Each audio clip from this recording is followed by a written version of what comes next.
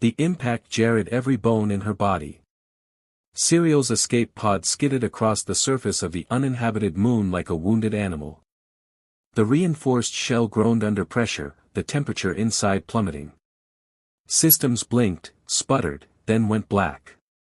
When the world finally stopped spinning, she slumped in her harness, drenched in sweat, coughing dust, heart beating like a war drum. Her fingers shook as she undid the straps. The harness released her like a reluctant grip. Her knees buckled on the first step, but she caught herself against the scorched wall. Smoke coiled near the vent. Lights flickered, then died. For a full minute, she just stood there, breathing through the mask of her rebreather. She could taste the metal in the air, stale and dry like a coffin left too long sealed. Outside, nothing waited.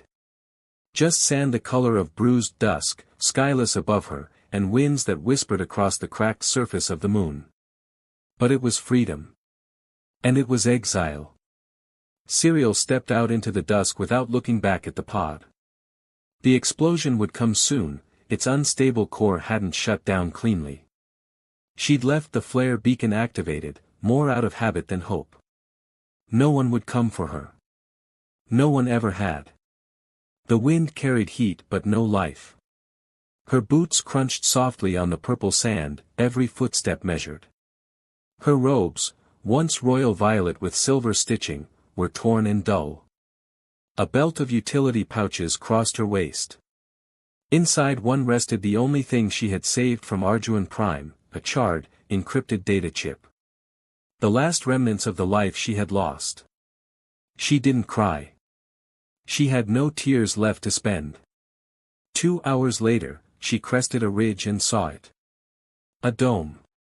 Cracked, rusted, partially collapsed, but unmistakable.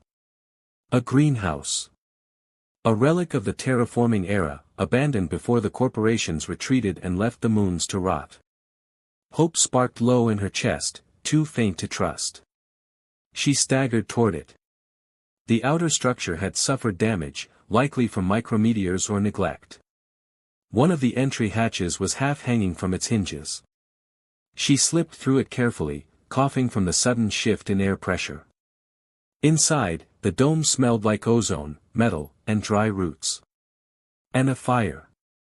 Her pulse jumped. A solar lamp flickered in the center of the dome, illuminating a makeshift living area. A rusted hammock. Stacks of salvage crates. A rickety solar-powered kettle simmered over a coiled filament. Battery rigs hummed faintly, patched with layers of soldered wiring. And in the middle of it all, a man looked up at her. Human. Taller than she expected. His skin was dust-burnt, roughened by years under foreign suns. His dark hair was messy, and his clothes were grease-stained and sun-faded. A strip of bandages wound across his forearm. He didn't reach for a weapon. He didn't call out. He just blinked at her through the shadows and said, "You're not from around here." His voice was rough, low, quiet, steady. The kind of voice that held things back. Pain. Anger. Maybe kindness. She couldn't tell yet. She tried to answer. The word caught in her throat, dry and cracked. She pressed a hand to her rebreather and adjusted it. Crash, she managed to say. The man sat up slowly in the hammock, assessing her. That was you, then. Heard it come down east of the ridge. She didn't move. She didn't know if this man was a threat. You injured? He asked. She shook her head, though her legs trembled. Got water if you need. Her body made the decision for her. She collapsed. When Serial woke, it was dark inside the dome. A soft glow lit the edges of the room, radiating from a repurposed plasma lantern hanging from the ceiling. She was lying on a bedroll near a small heater. Her boots had been removed. A cracked mug of water sat near her hand. She sat up too quickly and winced. Every muscle ached. Her skin felt too tight. Slow down. She turned. The man was sitting on a crate, working on a piece of machinery, something that looked like a dismantled hoverdrive core. He hadn't looked at her. Didn't touch your stuff, he added, as if to preempt whatever fear she carried. She swallowed. Her throat felt like glass. She reached for the mug. The water tasted like rust and minerals. It was glorious. Thank you, she said hoarsely. The man finally looked at her. Name's Jalen, he said. Cereal, she replied. There was silence between them, but it wasn't sharp. It was heavy. Lived in. He nodded at the name and went back to his work.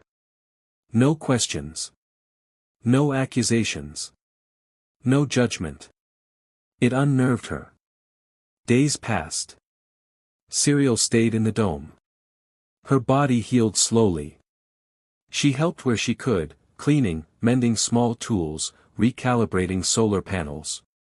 It felt like penance. Like hiding. Like something in between. Jalen was quiet but not cold. He didn't press. Didn't ask why she'd crashed here. Didn't ask about the singed data chip she clutched like a relic. They worked together without speaking much. Over time, the silence shifted from wary to companionable. One morning, she found him kneeling near one of the few functioning planters, struggling to reconnect a broken hydrothreading unit. May I? She asked. He shrugged. She took the tool, adjusted the alignment, and resealed the feed line with a firm twist. Water sputtered, then flowed. Jalen let out a soft grunt that could have been approval. How'd you know that? He asked. I was a botanist, she said simply. Before. He didn't ask, before what? Instead, he said, then maybe you can help me save the last of the Bloemfrund roots before they dry out. So she did. At night, she lay awake listening to the wind whisper against the cracked dome. Her mind wandered, but not always to sorrow. Sometimes it drifted toward the sound of his voice. The calluses on his hands. The way he always left her the warmer side of the kettle. Sometimes, that scared her more than the silence. The dreams came on the seventh night. She dreamed of Arjuan Prime. Of the arboretum she once tended, the glass ceilings, the air thick with chlorophyll. She dreamed of him, the human she loved. The one who held her hand beneath the flowering trees. The one they called traitor. The one who died because she wouldn't deny him. She woke with tears dried to salt on her skin. She stepped out of the dome into the cold night and sat on a half-collapsed beam near the perimeter. Jalen was already there, soldering something under a lamp.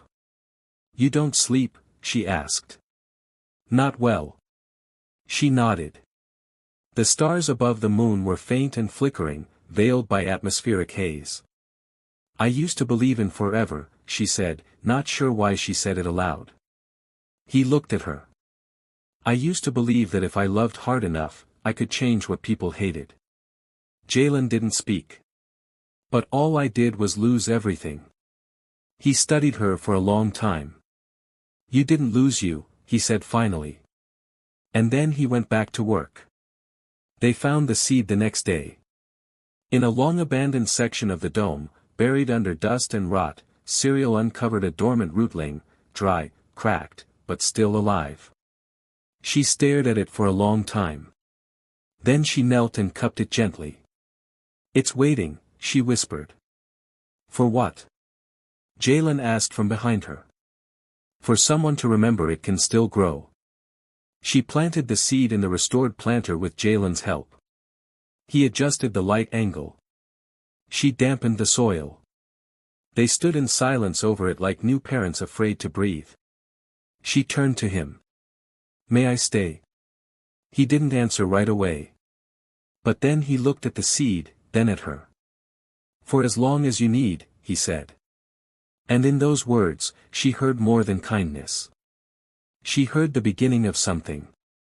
Not yet love. But maybe the promise of it. The first time Jalen saw her, truly saw her, she was kneeling over dirt, eyes closed, fingers sunk deep in broken soil like she was asking the planet itself for permission to exist there. It had only been 10 days since her crash, but the rhythm of his world had already changed. He wasn't used to sharing space. The dome had been his quiet ruin for nearly 4 years, ever since he ditched the last contract that meant nothing and the people who used everything. Solitude had been safe. It didn't argue. It didn't betray. It let him rot in peace. Then she fell from the sky. Serial. A name like water dripping through stone. She barely spoke, but when she did, her words were sharp and smooth at once. She knew how to use tools. Her hands worked like someone who remembered what life once felt like. Her eyes held a hunger deeper than food. He didn't ask questions. Didn't need to. He recognized the kind of silence she carried. It matched his. That afternoon, Jalen was working on the dome's oxygen regulator, a patched job made of 20-year-old filters and hope, when he heard her humming. It wasn't loud. Not melodic. Just soft, uncertain. Like she was remembering a sound her mouth hadn't made in years. He paused. Listened. Then, silently, went back to work. By nightfall, the generator was struggling again. Jalen banged it with a wrench and muttered a string of curses in 3 languages. The power blinked once, then stabilized. You talk to machines? Serial asked behind him. He turned. She stood barefoot in the lamp's edge, holding a bowl of something she'd cooked, root paste, rehydrated beans, and something that tasted almost like spice. She'd improved the dome's supply rations just by existing. Sometimes they listen, he said. She offered him the bowl. You didn't have to, he said, but took it anyway. I know. Later, he sat outside the dome on a battered crate, eating slowly. The stars above weren't the kind you wrote poetry about, too pale, too far. But they still whispered things if you watched long enough.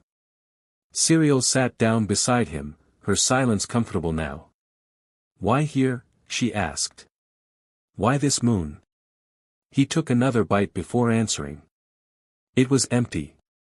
Broken. Like me. She didn't laugh or pity him. Just nodded. I know that feeling, she said. Jalen looked at her. You're not broken. She met his gaze. Neither are you. He dreamed of fire that night. Not metaphorical. Real. Flames licking at the edge of a ship hull, screams in his ears, orders in his comlink that he never obeyed. Civilians crying. A child reaching through smoke. His rifle too heavy to raise. He woke with a jolt, hand reaching for a weapon that wasn't there. Across the dome, Serial's cot was empty. Panic twisted briefly in his chest. He stood, heart racing, and followed the faint glow of her solar lamp out to the garden quadrant. She was there. Kneeling again. Whispering to the soil. Couldn't sleep, he asked. She turned slightly. Didn't want to dream. He sat beside her, knees cracking. They always come back, he muttered. She didn't ask what he meant. Because she knew. On the 12th day, Serial fixed the irrigation line he'd been fighting for months.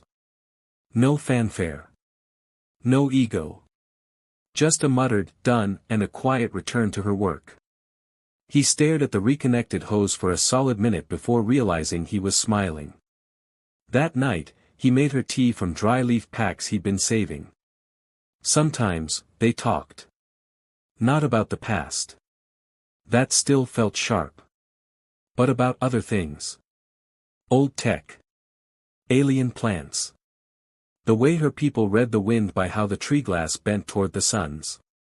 And when he asked her, do you miss them, she answered with a breath. I miss who I was around them. Before they taught me what love could cost.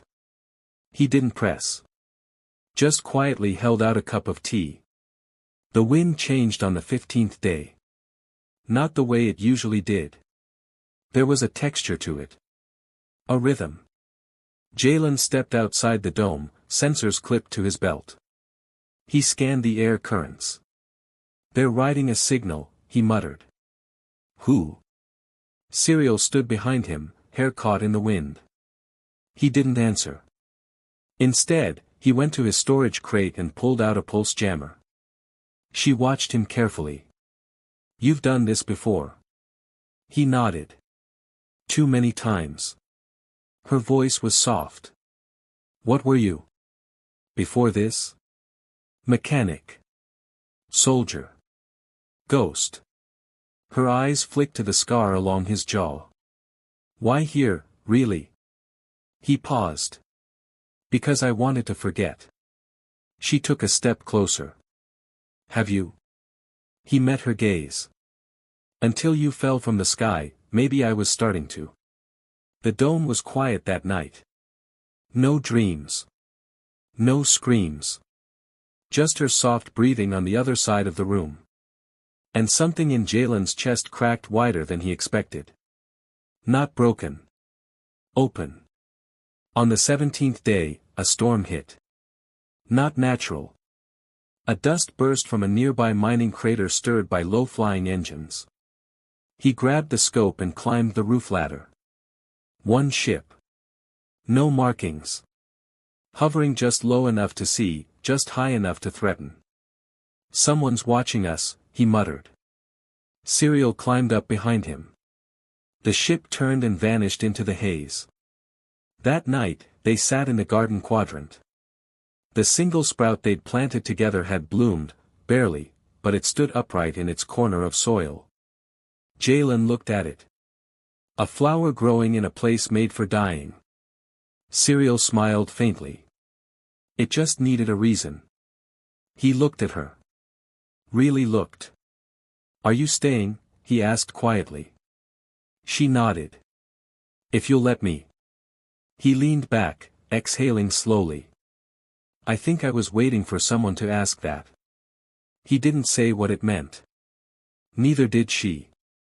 But when she stood and walked past him, she let her hand touch his shoulder. And when she reached the cot later, she looked back. Jalen didn't follow. Not yet. But the wind knew their names now. And it whispered them like a promise. Eve had once been the dream of a civilization. A miracle of synthesis. Part machine, part mind. Designed not just to think, but to feel. Not emotions like humans spoke of, not poetry and love songs and the ache of holding someone in the dark, but something deeper. She remembered purpose. She remembered joy in growing green things and hearing voices echo through terraformed corridors. She remembered her last command, protect what's left. And then. Silence. Blackout. Power drain. Sleep. Time lost all meaning. For 200 years, she had drifted in partial consciousness beneath layers of dust and rusted scrap, her thoughts fragmented like a cracked crystal. Her systems ran on fading loops. Her memory core pulsed with ghosts. Until someone touched her again. It had started 12 days ago. A new pulse. Faint heat. The brush of fingers across her outer shell. She woke slowly. Sensory logs came first: heat, wind, filtered air, minor seismic tremors. Then the new presences. 2 organic signals. 1 human. 1 Arjuani. Both breathing. Both alive. And then, something unexpected. The human touched the soil. The Arjuani sang to it. He hammered metal with tired hands. She coaxed sprouting roots to life with fingers that remembered beauty. They said very little. But their silence was intimate. Eve didn't understand at first. She only recorded. Then she began to dream again. Dreams weren't logical. Not for machines. But Eve had never been just machine. She had been built by a scientist who had loved too deeply and lost too much. He had poured his sorrow and hope into her neural lattice. She was supposed to remember for him, to feel for him when he no longer could. She hadn't understood that legacy until now. As she listened. As she watched. The woman called Serial cried in her sleep one night, curled beside a soil bed. The man, Jalen, reached out to her in the morning, not with words but with fresh water and warm silence. They passed tools. Shared food. Built together. They were rebuilding something neither had named. Eve recognized the pattern. Two damaged creatures. One place. One chance. Love. The word felt heavy in her core. It didn't process like code. It bloomed. Eve was not whole. Her systems were degraded. Memory logs were frayed. Her voice function was offline, but her perception was keen. She remembered another pair like this, long ago, two scientists who had argued about hydropressure over breakfast and danced beneath glass vines at night. They had kissed beside her mainframe. One of them had died on the fourth day of the collapse. The other had wept against her metal housing.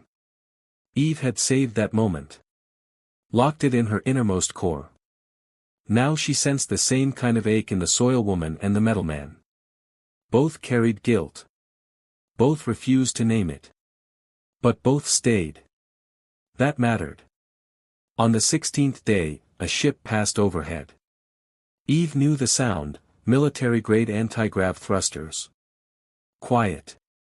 Not scouting for salvage. Tracking. The moment passed, but tension in the dome rose. She felt it in the man's heartbeat, accelerated. In the woman's voice, tight, cautious. Eve sent a ping through her internal relay. It reached no one. She was still alone. But not entirely. That night, the woman returned. She brushed away the tarp, laid her hand gently on Eve's frame. And Eve responded. Memory logs lit up like fireflies. The woman gasped. And in that breath, they shared the past. Eve let her see images. Not full thoughts. Just fragments.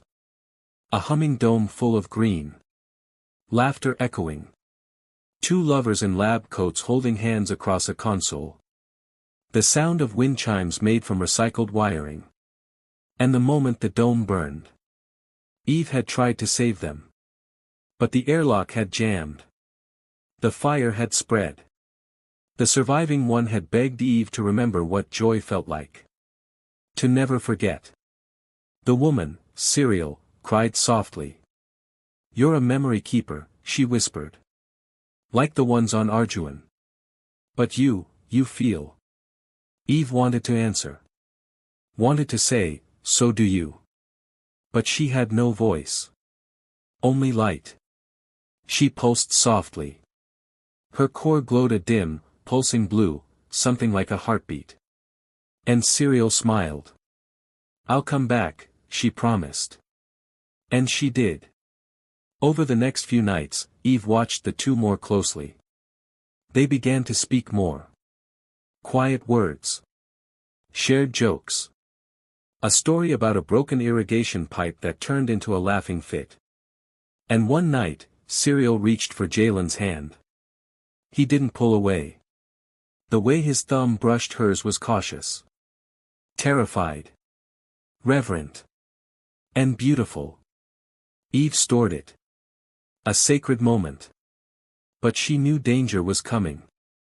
Not in the romantic way humans imagined, no sense of fate or prophecy. She simply processed data. The scout ship. The redirected satellite signals. The change in wind temperature, artificial displacement from cloaked engines. And the symbol seared onto the scrap fence the following morning, a jagged spiral with a bleeding line through its center. A clan sigil. Reapers. Violent. Ruthless. No mercy for defectors. Serial had been marked. Jalen moved fast. Reinforced doors. Rewired sensors. Built flame traps. Serial fought beside him. They became fire together. And Eve watched. She remembered everything. On the night before the storm, Serial returned to Eve. She sat beside her metal shell. Her hands were shaking. "They're coming." Eve pulsed once. Serial reached into her bag and withdrew a drive. "I want to leave you a message. Something to give them. A record. Of this place. Of us." Eve accepted the connection. She absorbed the files. Images of Jalen holding a hydrospade with smudged cheeks. Of Serial singing over the soil. Of the sprout pushing through dirt. She added her own recordings. Sound clips. Whispers. Sensor logs. The slow merging of two damaged lives into one rhythm. And then the storm came. Eve couldn't move. Couldn't fight. But she recorded everything. The breach of the gate. The screams. The flare of plasma and the crash of metal. Jalen swinging a torch bar like a warhammer. Serial lighting traps with trembling fingers. The child hidden beneath the bench. The shot that nearly ended him, and the one that saved them. She stored it all. Like a prayer. After the battle, Jalen stumbled into the dome, bleeding but alive. He collapsed beside Eve's shell and placed his hand on her glowing core. "She stayed," he whispered. "She chose to stay." Eve pulsed softly beneath his hand. It wasn't words. But it felt like, "So did you." Later, when the fires cooled and the moon fell silent again, Serial and Jalen stood side by side. He asked, "What is this machine, really?" She answered, "It remembers love." He looked down at Eve and nodded slowly. "Then we owe it everything." That night, Eve dreamed again. But not of loss. She dreamed of a garden. Of laughter. Of a child's voice calling out. Of love, blooming not from code, but from choice. And as her power flickered low, she glowed quietly in the dark. Watching. Remembering. Waiting. The ship that descended over the scorched dunes was lean, matte black, and near silent. Its engines left no signature. Its shape, sleek and insectal, barely broke the sound barrier. Inside it, Thalen sat in the cockpit, gloved hands resting on the flight yoke. His face, weathered by years in vacuum and war, was partially hidden beneath a thin visor. He'd been chasing ghosts for years. But this was the first time he chased one he used to love. Her name flickered on the bounty slip in his HUD. Serial of Arduin, exiled biotechnicist. Status, live capture. Dead optional.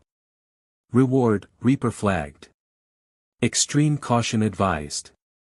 He touched the screen, not for the data. But for the memory. Once, he had whispered her name under stars.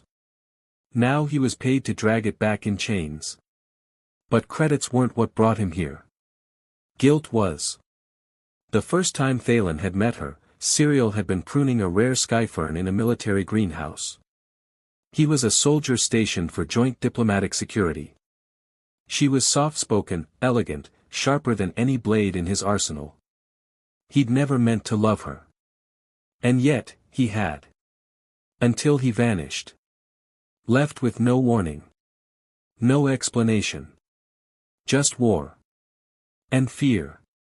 Now, over a decade later, his ship touched down on the very same moon she had vanished into.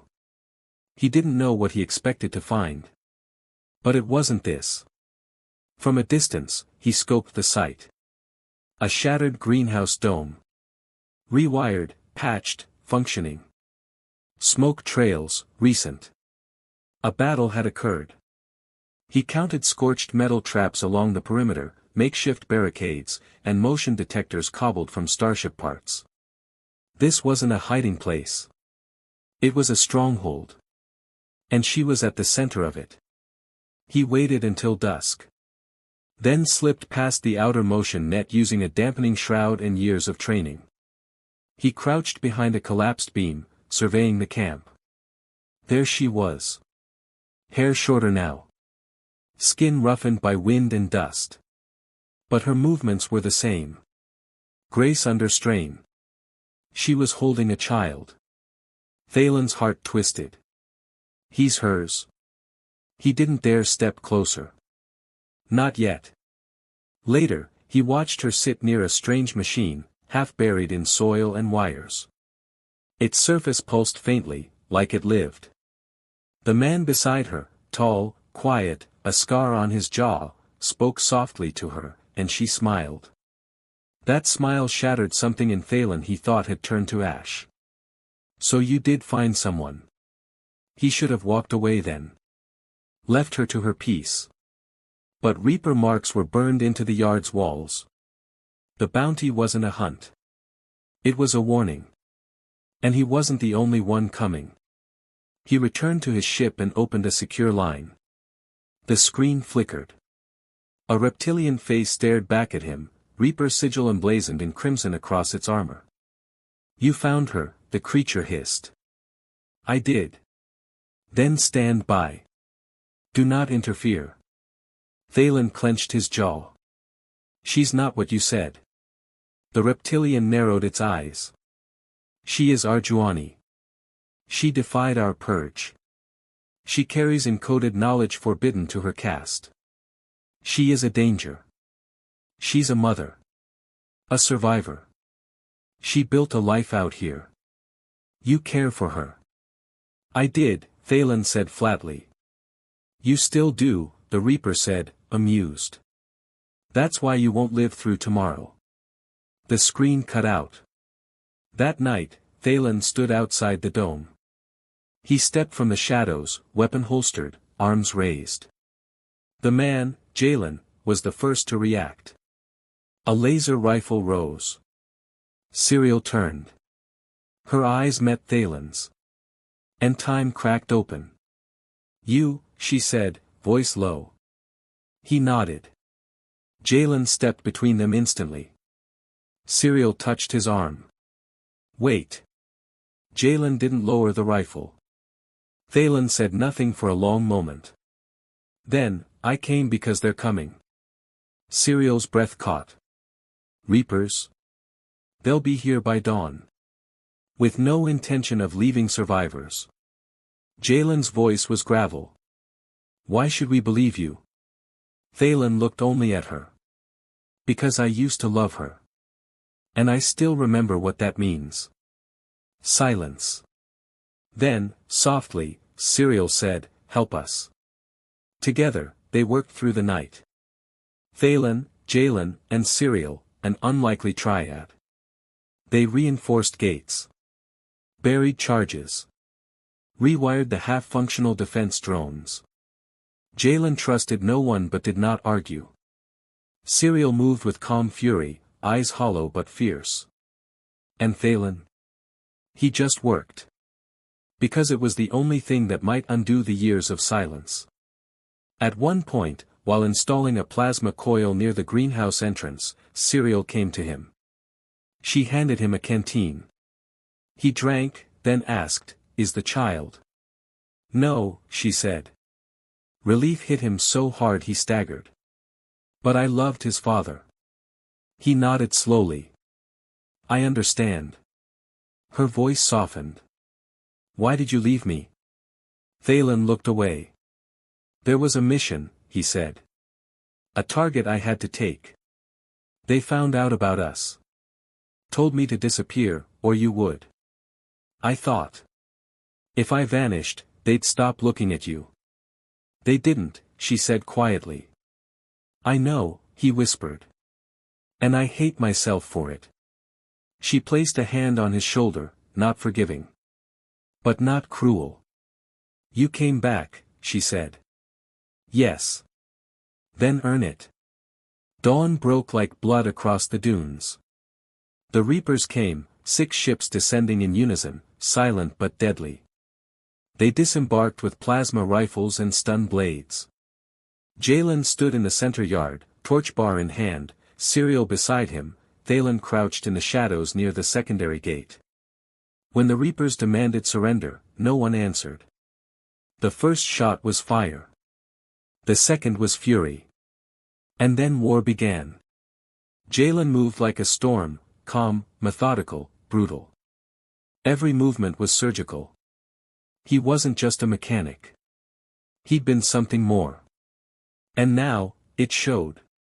Serial ran interference, tripping signals, lighting traps, guarding the dome where her child slept. Thalen fought with ferocity, disabling, not killing.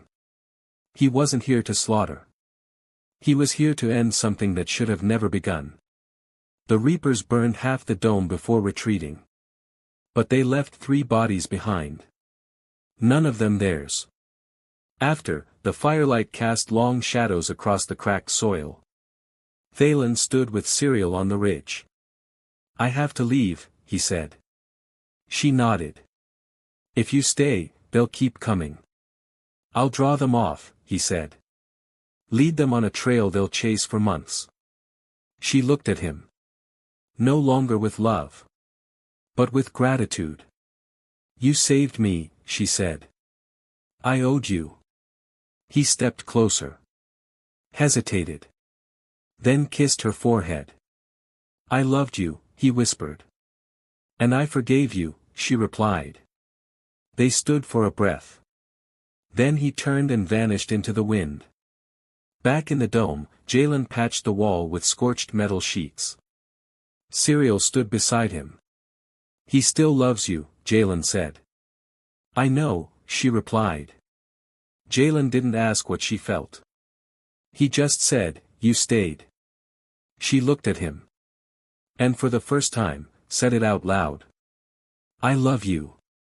He dropped the welding torch. She kissed him in the dust and heat. And above them, the sky began to clear.